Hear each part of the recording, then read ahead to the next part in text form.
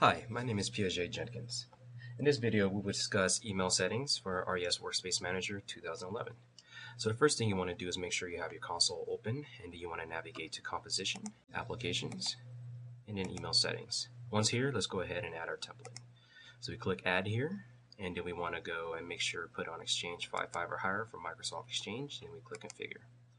Once there, we want to make sure to either manually type our server name, but for our purposes, we're going to allow AD to resolve our server. The mailbox names will be resolved using a variable username here. We want to put our version. We'll make sure it's 2003 and up.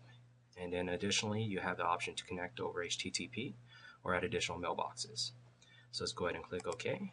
And then afterwards, we want to make sure to add our signature. But before that, we want to make sure we name our template so we don't forget about that, right? So let's go ahead and give it a name.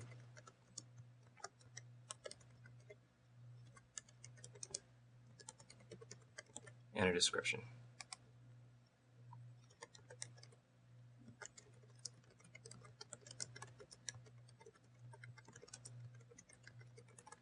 There we go. So now we have the Outlook signature. Let's go ahead and configure that. And go ahead and give it a name. By default, it's corporate signature. Now, what you want to do is make sure to specify the behavior. If you select the signature to be voluntary, the signature will be created when the user starts Microsoft Outlook for the first time. And this allows the user to change his or her signature. And then we're going to select our version. Our version is going to be Outlook 2007. And then here in the body, you can see that we actually use variables as well as functions. You can see the variable for full username here, and then it's the function for AD info, which would be pull for Active Directory. Now with user properties in Outlook signature, Outlook can get specific information about the user or users to which email settings will apply from Active Directory. You can type the user properties directly in the signature field or select them from a list by clicking the user property button. So let's go ahead and click here. And then when you click the user property button, this will open a selected user property window, as you can see, which will show you a list of user properties and their values. This makes it possible to review whether a specific user property has been assigned to a value before adding it to the signature. For more information, please see Selecting User Property within Help File. Now, optionally, as you can see here, you can actually use external editors. Now, if you select this option, you will have to edit each format individually when making changes to the signature. The signature will always be shown in rich text format, even when editing plain text or HTML. Now that we have that all set, let's go ahead and click OK. And that brings us back to our email settings box here. We want to make sure to go ahead and check on access control. For our purposes, we're going to allow it to be available to all users. You can actually segment that according to your organization if you would like, as well as workspace control, and we make it available for all workspaces.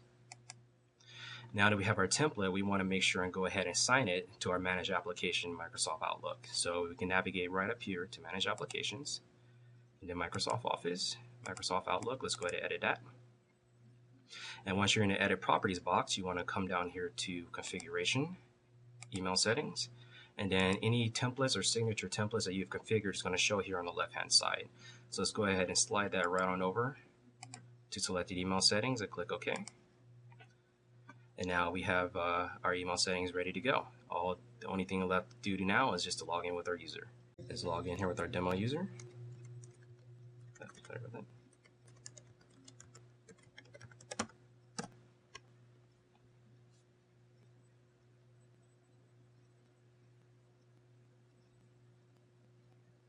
You can see Workspace Managers posting a workspace for the user. And let's go ahead and open Outlook.